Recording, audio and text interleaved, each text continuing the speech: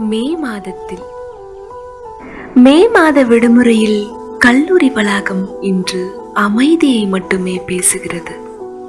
Sir, ma'am என்று அழைத்த அந்த குரல்கள் இல்லாமல் வகுப்பறைகளும் கூட வெறுமையை உணர்கிறது.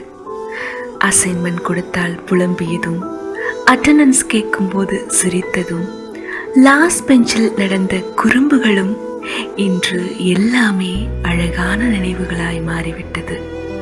விடுமுறை நாட்கள் என்றாலும் ஒரு ஆசிரியரின் மனதில் மாணவர்கள் இல்லாத சிறிய ஏக்கம் இருக்கத்தான் செய்கிறது.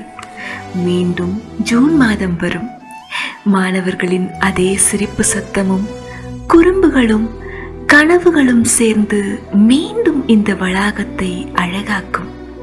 அந்த நாளை எதிர்நோக்கித்தான் ஒவ்வொரு ஆசிரியர்களின் மனமும் காத்து கொண்டிருக்கிறது.